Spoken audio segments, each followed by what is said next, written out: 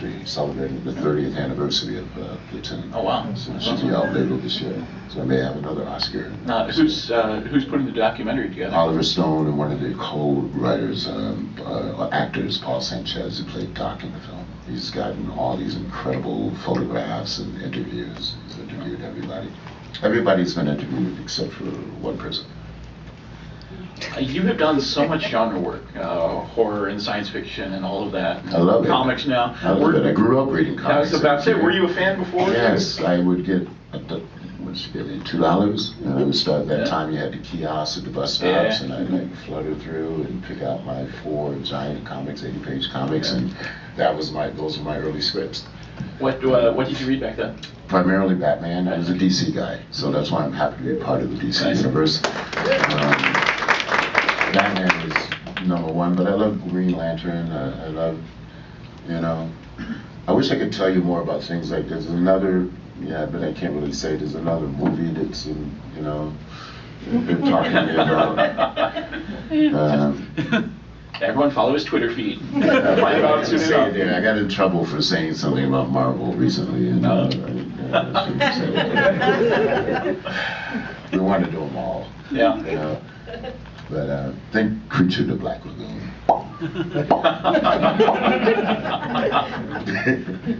Separate worlds. Well, now I'm putting pieces together now, and I can see where it's going. Yeah, we'll see.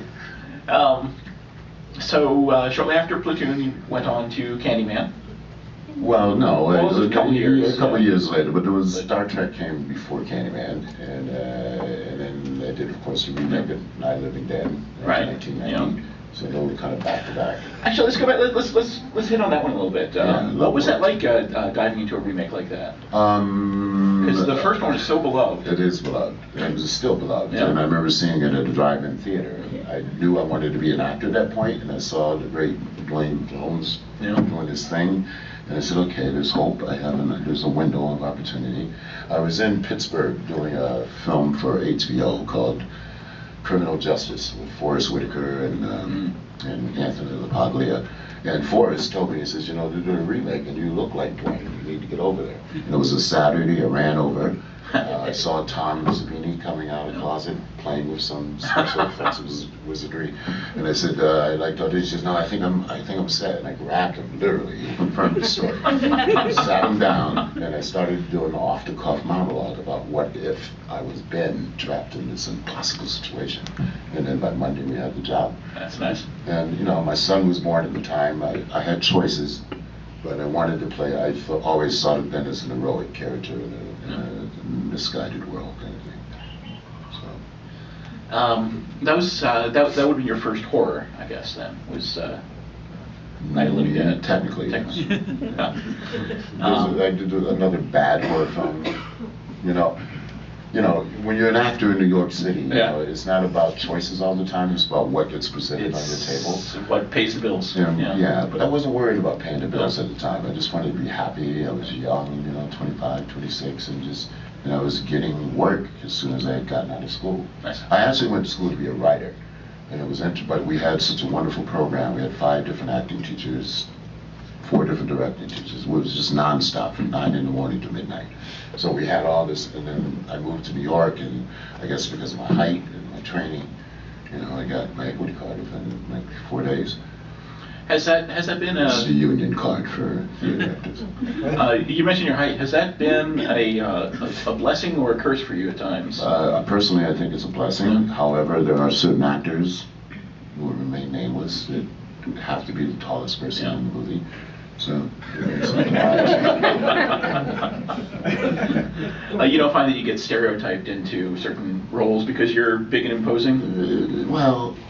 I'm also gentle, so I do get to play fathers and people. I'd say, and I'm very strict about this because sometimes people are misled in thinking that you only play bad guys. And first of all, I don't think there's no such thing as a good or a bad person. Zoom is not bad. He's just all powerful. I got to play Darkseid on Lego, Justice League of America Bizarro, and that was fun. I can imagine the villain roles are just so much fun to do. They're unctuous, and they're like they talk like they're tasting something really good at the same time all the time. So it's fun. And and I grew up an only kid, so it's not my kid. It was a skinny only kid that had these weird interests. I was a Boy Scout. Always did geology and stuff, so I was a nerd. So as an adult, to play with people think are powerful things is kind of an irony.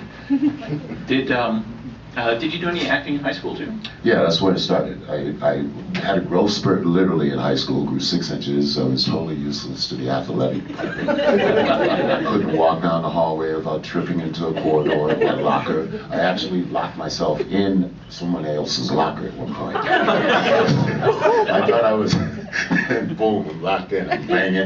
That's talent. Those are talents, yeah, and all the jocks were like, they put signs on it, stupid.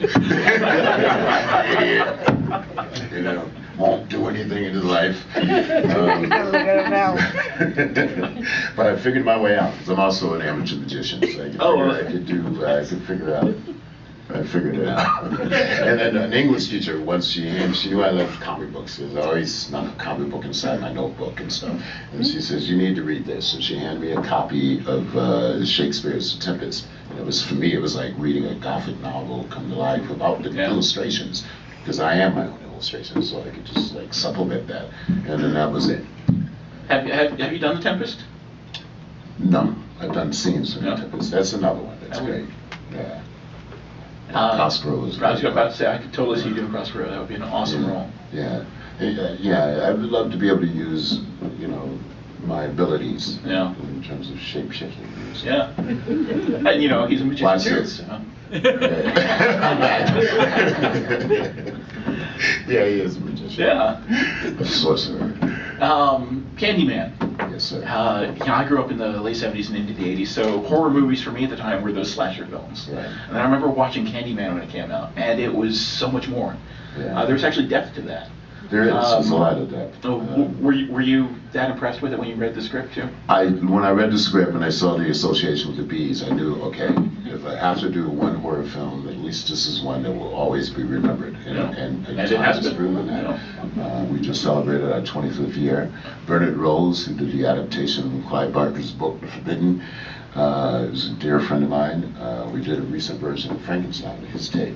Unfortunately, our distributor dropped the ball. On Rotten Tomatoes, we have a 100% rating. Oh, wow. So if you haven't seen it, dig it up, find it. And he's off to do a project in Japan right now. A feudal, big budget thing. And then, but we're going to do something else. And he's actually interested in doing another Candyman, so we'll see. Because that's the only way I would do it. Sure, with the original creator, yeah, and with Clive's blessings. But something not a rip-off, not a, something as deep, hopefully, as the first one. And at least with the first one, you had the opportunity to work with Virginia Madsen. I think that's always a good reason to sign on for anything. Yeah, she was an associate producer on that, and she was the last step between me getting hired. Really? Yeah, we had to share a bowl of what was it? It was broiled cauliflower soup with some truffle stuff, and we were sharing it, and she says, okay, you like this, it's good. That's pretty cool. I love it. Yeah, she's good people. And her brother, Michael Madsen. Oh, yeah.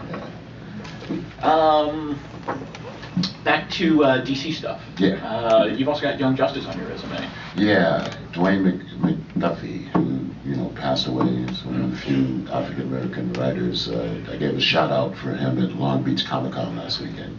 They're starting a scholarship program for young writers of all colors and races and persuasions. And Icon, who he created, because apparently I didn't realize, but I was the only one to ever voice that. Yeah. And it was a great role, and he was a very dignified artist of color. It was important. Have you heard anything about the rumors of that coming back? I have. Anything that you can speak towards on that? No. Since that was one of that was such an injustice. It was unfinished business there. It was pulled very, very too soon. Yeah, but they are coming back, and my voiceover people are very happy. With the creative artists, they send me out on all kinds of things. You usually don't get, most of the voiceover is very particular, you know, even though you have a track record, and the voice has to fit the project. So they haven't given up. Odd little things on your resume. One thing I'm going to bring up: cop rock.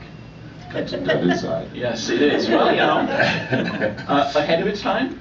Yeah, it was. Well, you know, Stephen Baccio, the producer, who went on to do NYPD Blue and other more successul things. That was a passion project of his. You look on TV now. There's so many dramatic musicals now. Yeah, this is true. You think Matter of fact, Grant came from Glee. Yeah, Grant from that's right. Flash. And Supergirl came from Glee as well. Same thing. Mm-hmm. I'm not a musical. I don't sing, so don't ask me. But I wasn't on Glee. But I love me. I'm a musicologist. That was my other thing that I love to do. I grew up spinning. What do you listen to then? What are your favorites? Everything. I mean, just this morning I was listening to a new demo by Elvis Costello and Paul McCartney. It actually sounds a lot Beatle-esque stuff. But I'm a jazz guy first and foremost, and you know, I have a huge vinyl collection. That's one of the perks. Is it the re-release of Flowers in the Dirt?